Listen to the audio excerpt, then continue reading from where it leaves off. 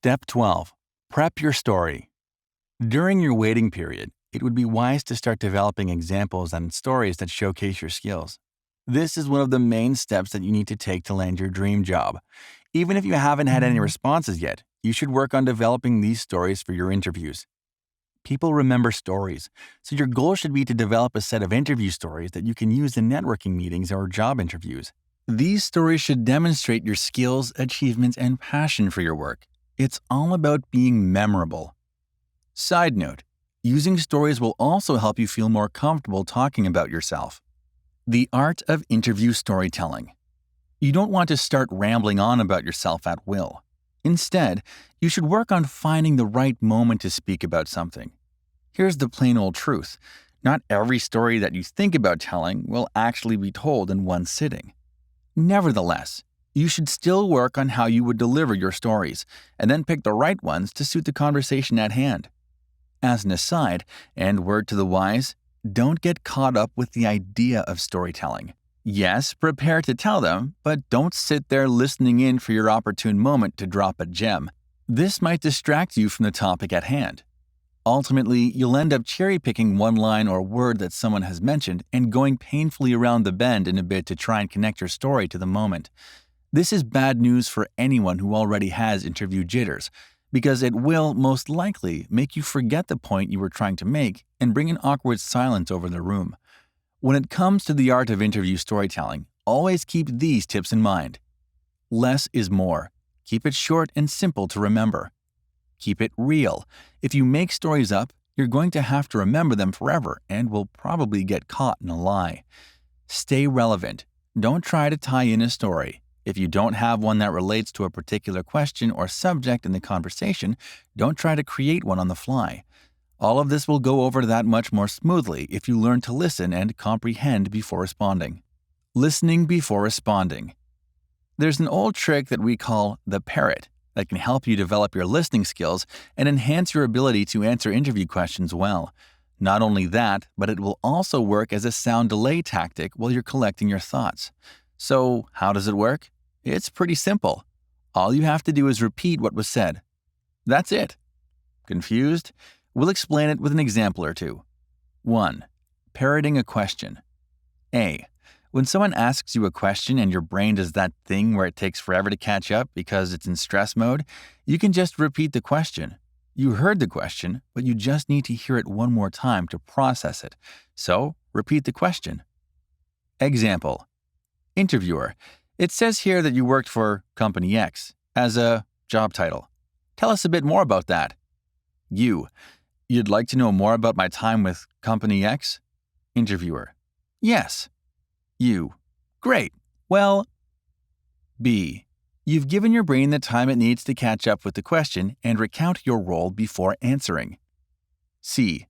Don't use this trick too many times during an interview. It gets old really fast. 2. Parroting a statement. A. When somebody makes a statement, usually just before they ask their next question, you have an opportunity to parrot it and get them talking so you have time to calm down before they hit you with the next question. Example. Interviewer. Well, we've been in the industry, as a company, for about 50 years now, and we have a great track record of hiring the best and the brightest. 50 years? Wow! I was convinced that you had already reached the 60-year mark, but half a century is still incredibly impressive. There must be a lot of stories then.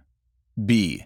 This will get the interviewer talking and buy you some time to calm your nerves and add anything to your previous answers that you might have failed to add. Developing good listening skills and learning how to ask questions instead of just answering them will make the interview process move smoothly. It will lighten the mood, ease your nerves, and make you more memorable. If they're just going to ask a bunch of questions and you're just going to regurgitate what's already on your resume, they won't be left with a lasting impression of you. Demonstrating your skills. One of our favorite tips for recent college grads is to develop several examples to use in networking and interviewing situations that demonstrate your skills, accomplishments, passion for your work, teamwork, and problem-solving abilities. Think back to times when you've had to use these skills and how those experiences have helped shape you into the professional that you are today. This will also help you break the ice with a potential mentor and will give them better insight into who you are as a person as well as how they can help you grow. In networking and mentorship scenarios, there is more room for lengthier stories and conversations. Keep your initial communication succinct, but feel free to open up as you spend more time conversing with the people in question. With these skills under your belt, you'll want to highlight your achievements. Highlighting your achievements. Having stories that focus on your skills and background is great, but it's better to have short examples that highlight your achievements. Stories can be centered around skills because it won't feel like you're bragging, but examples are better for achievements to avoid going on for too long. When you speak out of term or far too long about an achievement without prompting, this can make you come off as conceited. So prepare examples that highlight what you have achieved as well as times that you have taken initiative. Don't forget to elaborate on how you work under pressure or what it is like working as a team member. You can also use a story and a few examples when you develop your cover letter and then build on them during the interview. Top tip: create acronyms or memory references so that it's easy to remember what you've included in your cover letter in terms of your stories and examples. This will help your brain to quickly call up information as and when it's needed, even if you're in stress mode. We're on to our 12th recap before sinking our teeth into the finer details of interview preparation. End of chapter checklist. Tick off each box when you feel that you know the answers to the questions with the utmost certainty. Have I prepared a roster of stories to share in the interview stage? Have I mastered the art of listening before responding? Do I know how to demonstrate my skills? Do I know how to communicate my skills in networking situations? To learn more information on Subject 12, Prep Your Story, please visit our website, www.radviser.com.